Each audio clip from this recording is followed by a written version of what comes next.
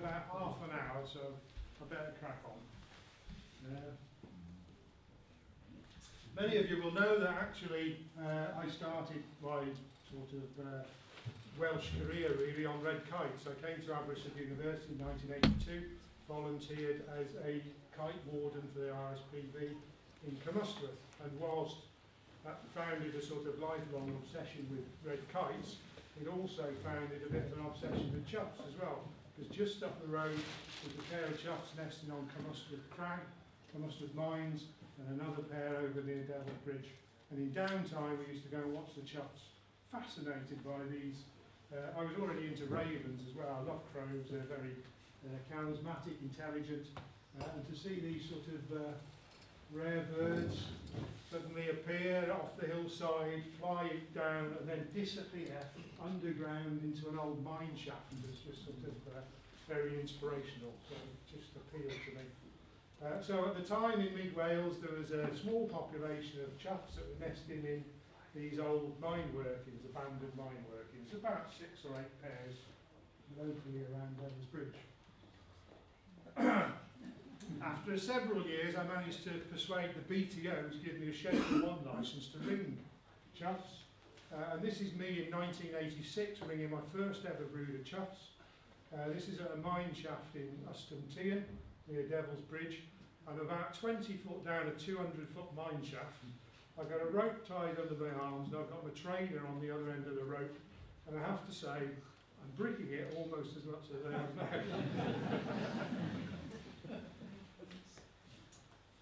And I say, I mean, one of the big attractions with the choughs is where they nest. They nest in these wonderful caverns.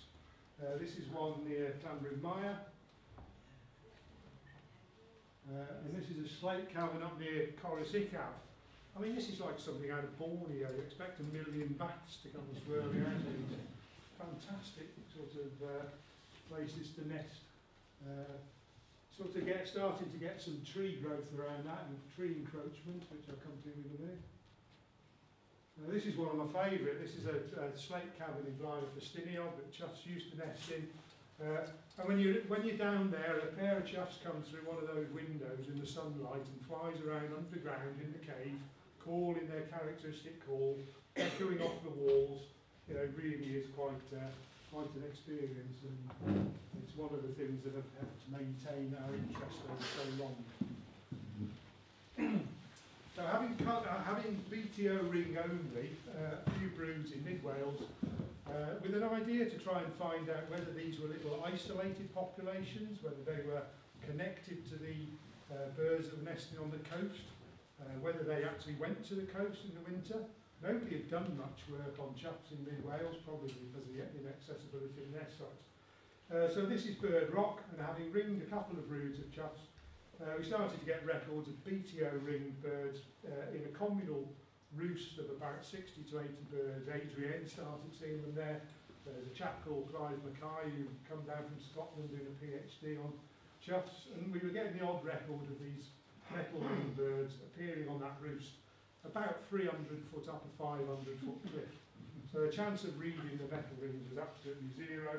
So we knew they'd come from these nests that we'd been ringing, but we didn't exactly know which ones or how old they were. And most of the birds were unringed.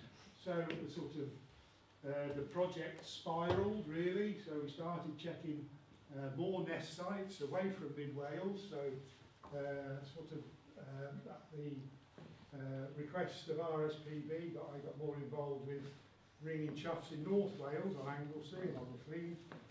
We started checking sea cave sites. So this is a typical chough nest in a sea cave on the ledge. This one's obviously been used for many years. They also nest in overhangs on cliffs, little crevices on cliffs. And they also rarely use buildings. So this is, but you can see how a chough might consider that to be a cave. Right, so the nest itself was just at the top of the ladder at the back there. I'm not going to say where any of these sites are because I'd like to keep them secret.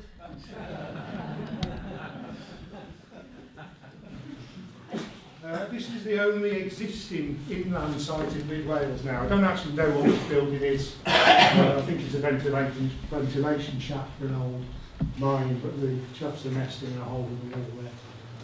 The nest itself is an untidy nest of sticks, very typical crow. But they use wiry sticks, heather, gorse, and then that's lined with a thick layer of wool. There's been a lot of nests shown and sort of interesting eggs. I mean, there is something fascinating about eggs. These are fairly typical crow eggs, apart from the fact that they're not blue. The female alone does the incubation. The male will feed the female, so he brings food in a sort of throat pouch, and he feeds her about every 45 minutes. She'll come off the nest, take the food off him. She may go away to feed for 5 or 10 minutes and come back, but otherwise she spends most of the time on the nest. So after about 3 weeks, the chicks hatch, naked, apart from its basket of down. They stay in the nest for about 5 weeks, and by virtue of these very selected, safe, secure nest sites, actually choughs are very productive. Hardly any nests fail. We get the odd occasion where they're predated by ravens, but I suppose the biggest cause of failure is weather related. Sometimes in a very wet spring you can get rain piling into the sea. Into the sea cliff and wetting the nest, or you may even get their nest swamped by high tides in stormy weather. So at the early days when we were doing monitoring, this was in 1990, I was checking the coast of Ceredigion for chough nests, and I watched a pair of choughs try and build a nest under this overhang. They spent all summer trying to put sticks under that overhang, and all they had to show for it at the end of it was a big pile of sticks on the floor. So I thought, why aren't they nesting? Why aren't they chosen a better site? Why haven't they go somewhere else? So when you actually started looking at it, looking for these specific requirements as to where they nest, there wasn't anything. There were virtually no crevices in that bit of cliff because of the sort of underlying geology, the very nature of the cliff. So myself and Mick, in 1991, well actually I should say that I just put that very makeshift little basket up, which is made out of driftwood and a bit of old copper wire. And those birds came back the following season, built on top of that little ledge, and successfully reared a brood 3 chicks. And on the basis of that, myself and Mick got a contract from CCW to go round and see if we could increase the number of nest sites in mid Wales for chough. So we did, we got a list of all the metalliferous mines in mid Wales, and we went round and checked them all. We recorded whether they were being used by choughs, whether they were potentially usable by choughs, whether they could be used by choughs with improvement, or whether they were totally unsuitable. And we provided CCW with a list of that. And we also did a little bit of maintenance work. A lot of the mine sites were being used as rubbish dumps, so where possible we took some of that rubbish out to make the site usable.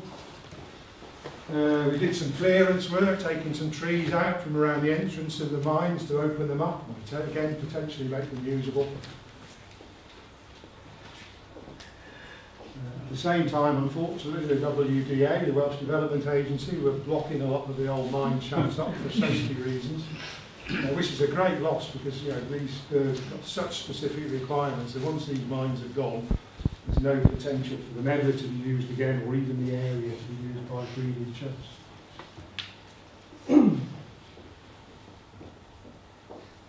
Now the other thing we did was design a specific nest box for choughs, which is a box which is about a foot in cross section, about 2 foot long, and it's got an inbuilt 45-degree downward facing hole at the front. Not your average nest box erecting sort of expedition, but these boxes are either put into existing cracks in the cliff, or we cement them onto ledges on the cliff itself. Most of this work is done by Adrienne and myself, But we sometimes have glamorous celebrity assistants. I'll never mention this particular part of Steve's working with the beach. So this is a chough nest box in situ, and this is on Constitution Hill looking down onto the beach, which is about 100 foot down below. So if you can't put them on the cliff, then we dig them into the top of the cliff. It's very important that the actual hole is facing down over a void. The choughs won't use it if they think that predators can get round the corner and walk in. So all of the boxes are positioned over a gap, which the choughs like to sort of sweep in and go into the nest box. We haven't only put nest boxes up, we put some nest ledges up as well. So this is Adrienne putting the nest ledge up in a cave, sea cave in Anglesey. The particular problem here was that the existing site that the birds used to use had a drip, which in a wet spring, all the water going in the nest actually used to kill the chicks. So we put a ledge up in a drier part of the cave, and the birds have used that. I've seen some reared chicks successfully. So move the old nest onto the new ledge, and took to it straight away. And then finally, we've also done a little bit of exclusion. This was a site on the Great Orme, which was used by choughs for several years successfully, and then a pair of fulmars decided they wanted it and took up residence. Unfortunately, the choughs were trying to nest in there at the same time, and what used to happen is the eggs just used to get kicked out of the nest and destroyed. So we just simply put a little wire grill in to stop the fulmars from using the hole.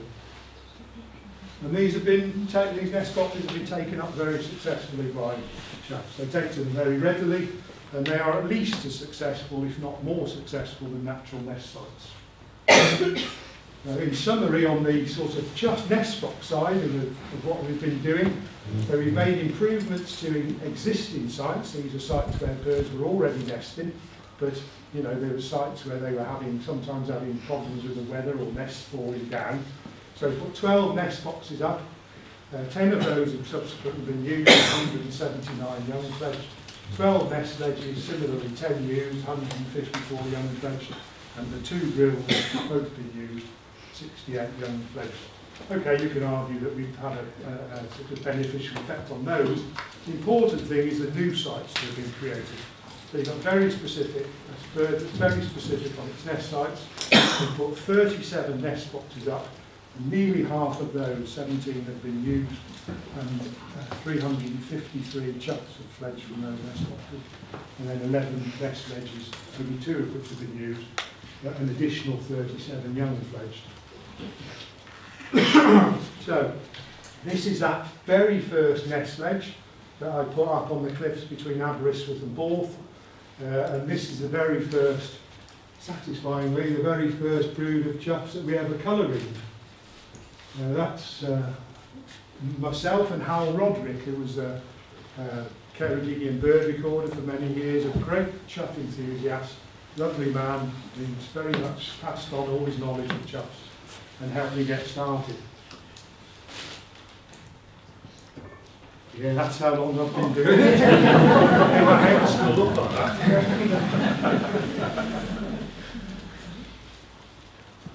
So what we get at the end of it is we get a bird which has got a unique combination of colour rings on its legs. So in the situation where we had those birds on Bird Rock and we didn't know who they are, now we can look at them and say, oh, that's red over yellow on the left and blue on the right, and we can identify them and get lots of records. Over the years we've had to use a massive combination of rings, so we use a combination of 10 plain rings, stripy rings. Currently we're using 1 engraved ring and 2 plain rings. We've even had to hammer out the metal BTO rings on occasions just to give us extra combinations.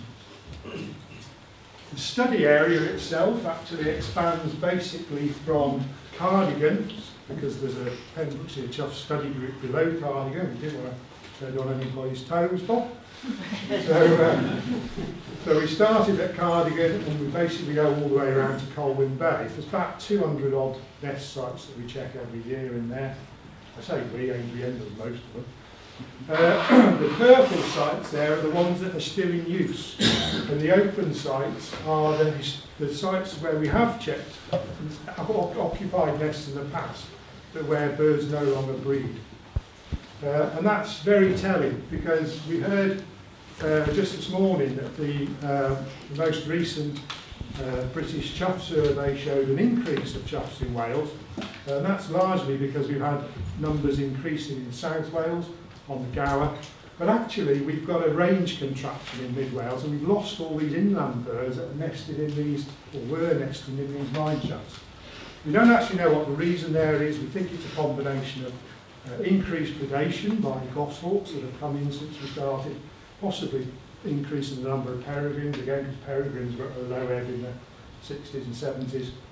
But it's more likely due to land use changes. But what we do know is that at many of those sites, birds were breeding very successfully up to the point where one of the adults died, and then that bird was never replaced. So there were no young birds coming back from the coast to replace adults, and that adult would either stay there on its own for quite a while, or would move off and pair up with a bird from another site. And that we know that once these sites are lost, very few of them are ever reoccupied again. Accessing Chough Nest is quite interesting at times. So this is me halfway down a quarry in North Wales. I always said this is the one with my name on it. This is on a Slochty. Every year I bring these chicks, I say that's the last time, that's the last year I'm doing this one. It really does freak me out a bit. You have to go down, pull yourself in, and the nest is actually in that triangular hole just above my head. So it's I'm getting a bit too old to be doing this. The project is very much a joint effort, and Adrienne brings all her own broods, or most of her own nests. Now, abseiling looks dangerous, but actually, if you've got a secure anchor point at the top, you've got a very strong rope, and things aren't likely to go wrong. Usually, we use a great big metal pin banged into the top of the cliff, but on a few occasions, if I forgot to bring the metal pin, then having a circuit of trainees, which you can tie together, is quite useful. Gives them something to do, makes them feel useful. We do occasionally have to resort to using ladders, big ladders. Sometimes, unfortunately, the ladder needs to be used at the bottom of the cliff. So it does also involve abseiling ladders down cliffs occasionally. Some sites are just interesting for other reasons. This is one which we very much enjoy doing every year. One of our most productive pairs, just opposite Bardsey.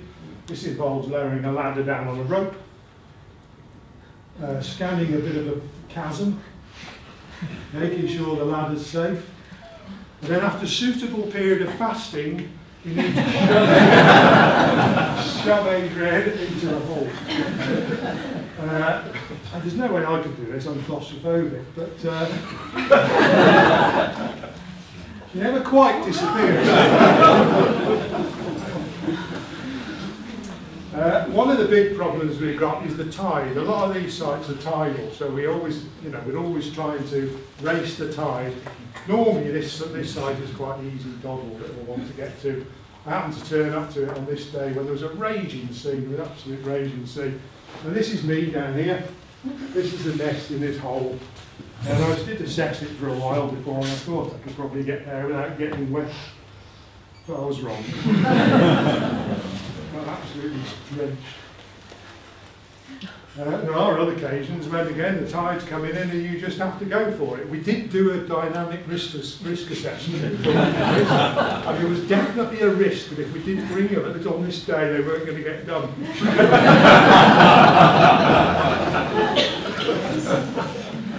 Nothing stands in the way of bringing choughs. If anybody's starting to get a little bit worried about our health and safety, then please don't be. We have had training from a survival expert. So, having got to the chicks at the top of the cliff, they are ringed, measured, we can sex them on the tarsus length, weighed, very cooperative. They don't seem to mind. We had many assistants over the years. far too many to name, but thank you very much. Some of them even come back on nice sunny days. So the last thing to do before you put the choughs back in the nest is give them a very good talking to, telling them to stay out of the way of peregrines. At this point I'll hand over to Adrienne.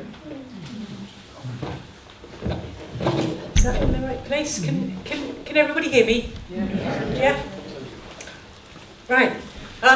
1991. That's a terrible long time ago. I can remember meeting the famous Mr. Cross, perhaps infamous might be a better description, at a party at Anishian. Neither of us are party animals, and he was intent on getting some alcohol down himself, and I just wanted to tell him about the colour-ringed choughs that I'd seen at Craigieradaren, Bird Rock, which was near where I lived at the time. So, yeah, that was marked a start in the change of the direction of my life and the start of a productive partnership.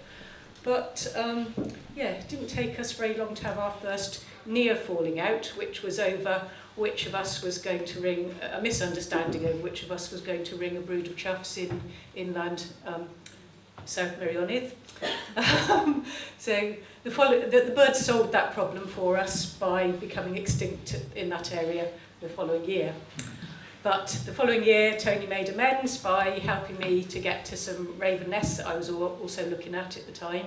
And he also showed me how to abseil so that I could start accessing some sites for myself. Before I move away from this slide, I just wanted to apologise for the fact that we do kind of give the choughs names. I know we shouldn't, but we've ringed so many now, we can't remember all their BTO numbers and all their combinations, although I remember quite a lot of them. So we call the breeding adults, we call them Mr. and Mrs. after their nest site name, and I hope you'll excuse that because it will crop up. But just while we're here, this chap here, after the second on the left with orange over black, after their pep talk from Tony, that one's still alive and he's Mr. Barmouth. So this photo was taken in 2012, by the way. And the other ones have just... is it that one? Why don't you use this? Okay, okay. Right to go on, left to go back. Right to go on. Okay, so yeah, mine's the boring bit, all the graphs and horrible stuff like that, so I'll try not to bore you. We ringed about 5,000, just short of 5,000 chicks in the 25 years. The steep increase in the numbers ringed for the first five, 6 years, possibly due to my increased climbing ability, but also, as Tony mentioned, he was expanding his focus from just Montgomeryshire and Ceredigion and into more northerly areas of Anglesey and Carnarvonshire. And part of that was also encouraged by my partner Reg Thorpe, who was initiating the RSPB being more exploratory and more off-site and actively seeking out new chough areas off reserves. So I think before we... Is the point to the red bit at the top? That's it. Yeah. Where is it? There it is. I hope it's at tennis. So just before we move off this one, the Montgomeryshire site is, well, it was pale yellow, but it seems to have changed colour. You can see it completely disappears. We ringed our last ones in Montgomeryshire in 2003. Like Tony said about the hollow circles and the birds disappearing from inland mid-Wales. That was about the same time that we lost most of the nests from inland southern Meirionydd and also from inland, all but lost them from inland Ceredigion as well. And that particular nest where those ones were ringed in 2003, the male bird lost his partner and he hung on there for another couple of years. He even made the nest every year and didn't recruit a new partner, and then that site's gone. Yeah, after about 1997, the amount of effort we made probably stays fairly constant, and the fluctuations that you see represent how good or bad a year it was for choughs, basically. Oh, it worked. So, yeah, recording choughs with rings on. It's really hard to know where to start with, you know, people keep saying, write a paper, analyse the data. Well, we've got 29,500 sightings of individual colour-ringed choughs, 18,000 of which are generated by Tony and myself, and the remainder by kind people with bird watchers and photographers and people who let us know what they see. One of our annual tasks is to try and see that the identity of the male and the female at as many of the breeding sites as we can get round, possibly get round in the time available. So that's what I'm doing there, and eventually I'd be rewarded by a quick glimpse of the right bird. But yes, this is slow, so I get a male and a female. Maybe I might do 2 or 3 nests in a day. It's a lot of waiting around, and if you miss them, you've got to wait another 3/4 of an hour, or possibly up to 3 hours at some of the mountain sites for the pair to come back. Much more productive of colouring records is something like this. This is a photo from the beach on Bardsea, Solvach, taken by Ben Porter there. And in fact, Ben doesn't do things by halves. In this flock of 25 that he photographed, we managed to get 18 colouring records from this photo. But not all of the photo is in the slide, but that was fantastic. I like that kind of. Anyway, move on. So if we didn't colour-ring the birds that we do, the 5,000 that we've colour-ringed, we would have, I think, 222 records of birds that have been found dead and reported, and even those people might not notice without the colourings on.